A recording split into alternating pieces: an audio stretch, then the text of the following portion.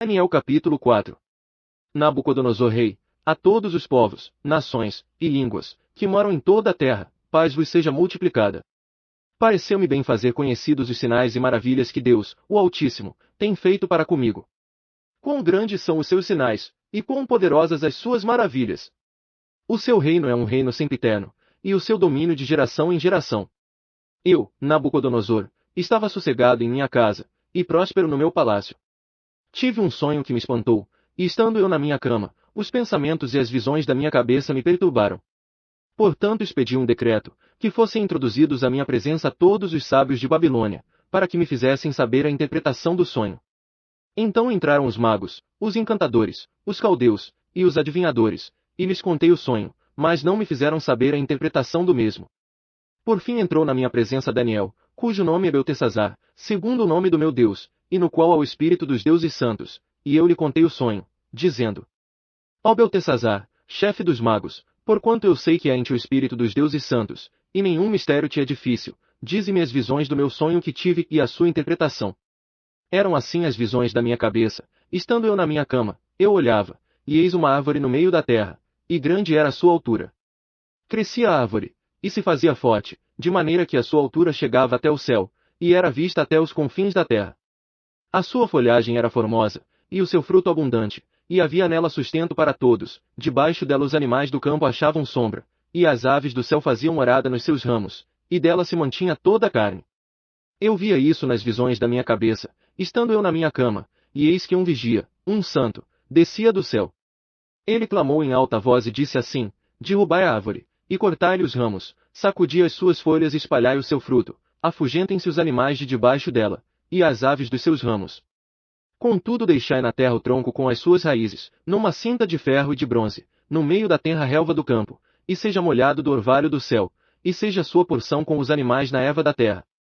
Seja mudada a sua mente, para que não seja mais a de homem, e lhe seja dada mente de animal, e passem sobre ele 7 tempos.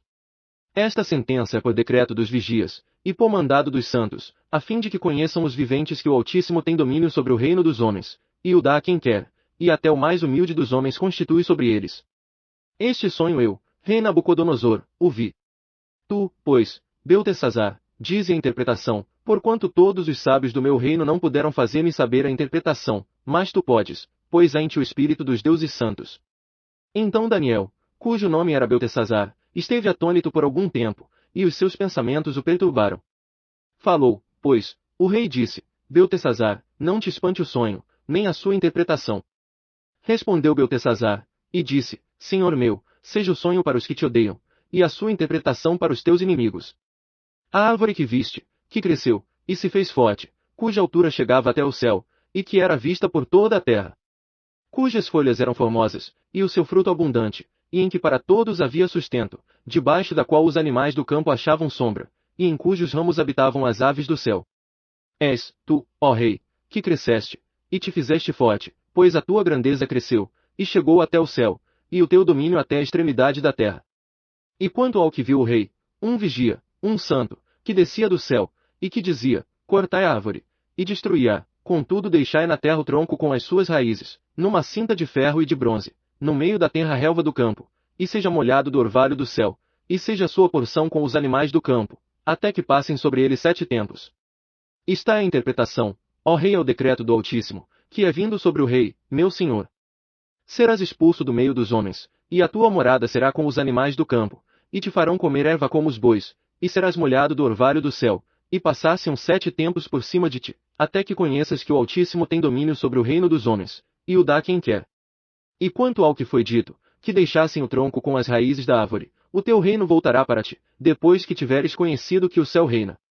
Portanto, ó rei, aceita o meu conselho, e põe fim aos teus pecados, praticando a justiça, e as tuas iniquidades, usando de misericórdia com os pobres, se, porventura, se prolongar a tua tranquilidade.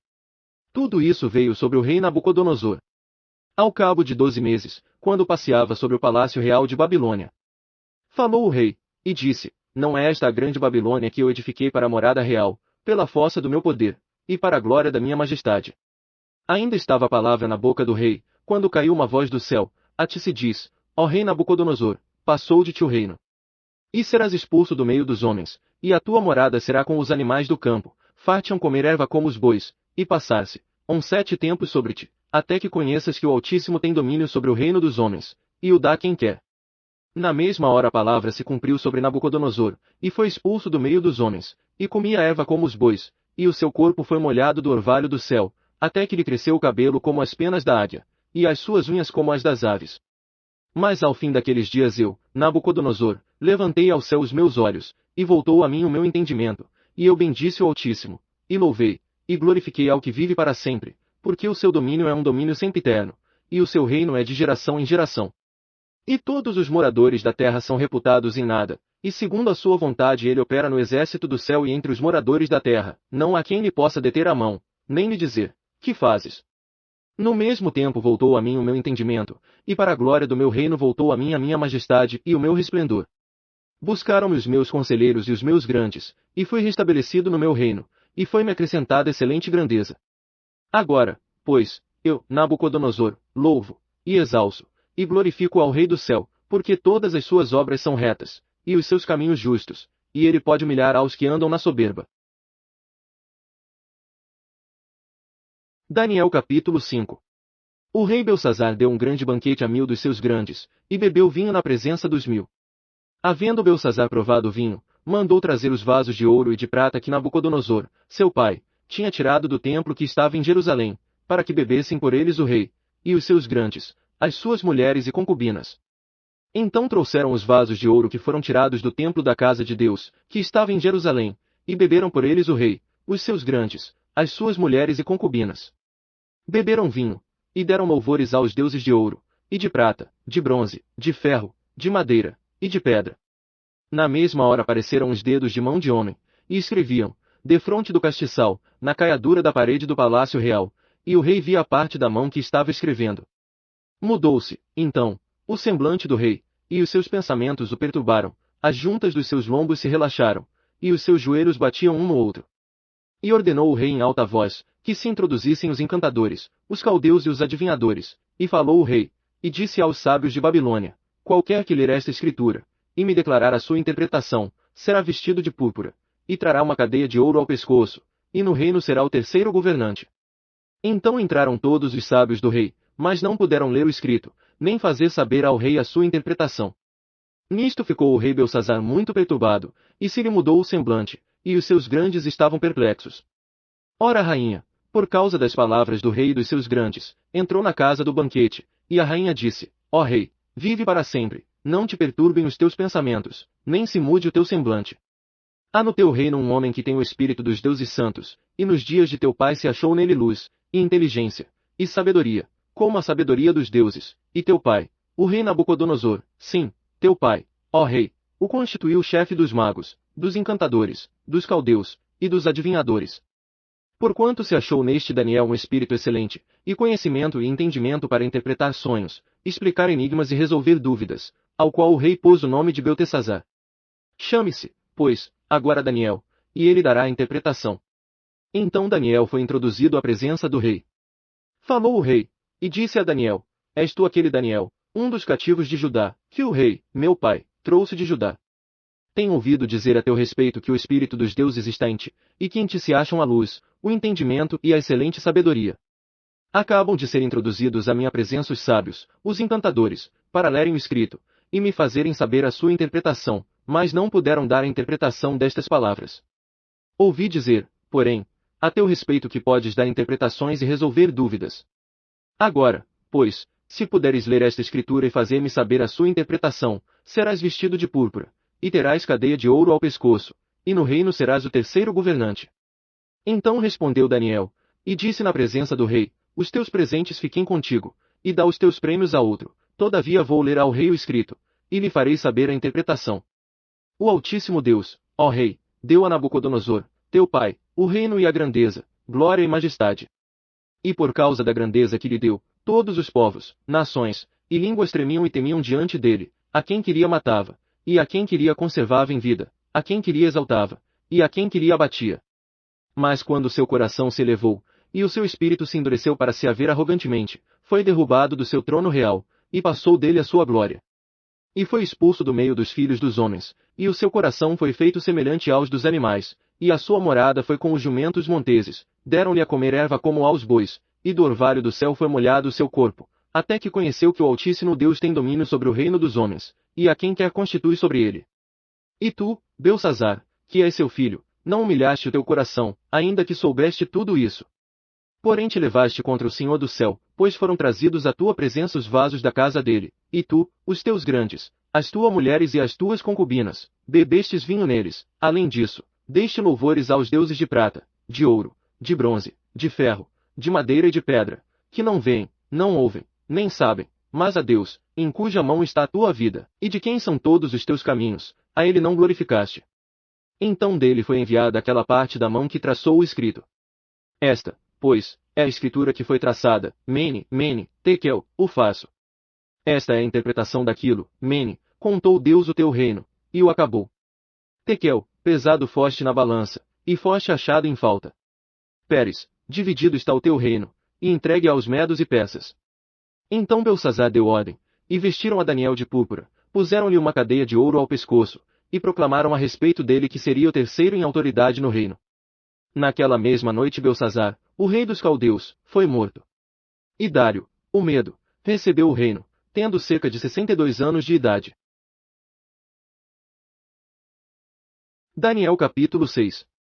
Pareceu bem a Dário constituir sobre o reino 120 sátrapas, que estivessem por todo o reino. E sobre eles 3 presidentes, dos quais Daniel era um, a fim de que estes sátrapas lhes dessem conta, e que o rei não sofresse dano.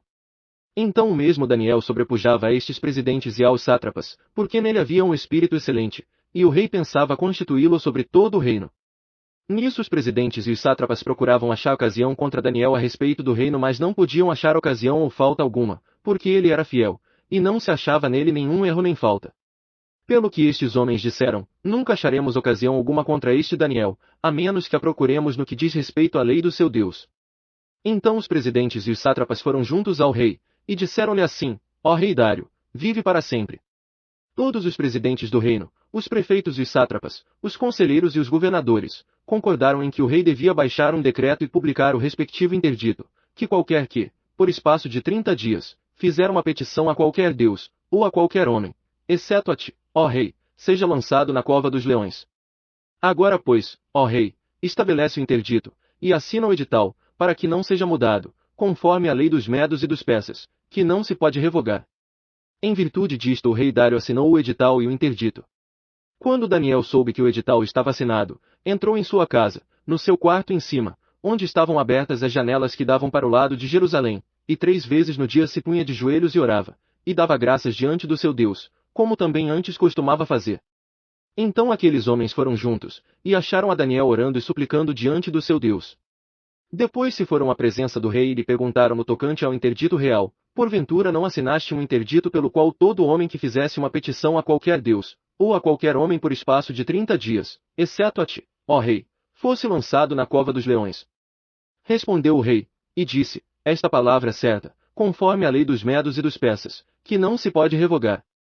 Então responderam ao rei, dizendo-lhe esse Daniel, que é dos exilados de Judá, e não tem feito caso de ti, ó rei, nem do interdito que assinaste, antes 3 vezes por dia faz a sua oração. Ouvindo então o rei a notícia, ficou muito penalizado, e a favor de Daniel propôs dentro do seu coração livrá-lo, e até o pôr do sol trabalhou para o salvar. Nisso aqueles homens foram juntos ao rei, e lhe disseram: sabe, ó rei, que a lei dos medos e persas que nenhum interdito ou decreto que o rei estabelecer, se pode mudar. Então o rei deu ordem, e trouxeram Daniel, e o lançaram na cova dos leões. Ora, disse o rei a Daniel: o teu Deus, a quem tu continuamente serves, ele te livrará. E uma pedra foi trazida e posta sobre a boca da cova, e o rei a selou com o seu anel e com o anel dos seus grandes, para que no tocante a Daniel nada se mudasse. Depois o rei se dirigiu para o seu palácio, e passou a noite em jejum, e não foram trazidos à sua presença instrumentos de música, e fugiu dele o sono. Então o rei se levantou ao romper do dia, e foi com pressa à cova dos leões. E, chegando-se à cova, chamou por Daniel com voz triste, e disse o rei a Daniel: ó Daniel, servo do Deus vivo, dá-se o caso que o teu Deus, a quem tu continuamente serves, tenha podido livrar-te dos leões. Então Daniel falou ao rei: ó rei, vive para sempre. O meu Deus enviou o seu anjo, e fechou a boca dos leões, e eles não me fizeram mal algum, porque foi achada em mim inocência diante dele, e também diante de ti, ó rei, não tenho cometido delito algum. Então o rei muito se alegrou, e mandou tirar a Daniel da cova. Assim foi tirado Daniel da cova, e não se achou nele lesão alguma, porque ele havia confiado em seu Deus. E o rei deu ordem, e foram trazidos aqueles homens que tinham acusado Daniel, e foram lançados na cova dos leões, eles, seus filhos e suas mulheres, e ainda não tinham chegado ao fundo da cova quando os leões se apoderaram deles, e lhes esmigalharam todos os ossos. Então o rei Dário escreveu a todos os povos, nações e línguas que moram em toda a terra, paz vos seja multiplicada. Com isto faço um decreto, pelo qual em todo o domínio do meu reino os homens tremam e temam perante o Deus de Daniel, porque ele é o Deus vivo, e permanece para sempre, e o seu reino nunca será destruído, o seu domínio durará até o fim. Ele livra e salva, e opera sinais e maravilhas no céu e na terra, foi ele quem livrou Daniel do poder dos leões. Este Daniel, pois, prosperou no reinado de Dário, e no reinado de Ciro, o persa.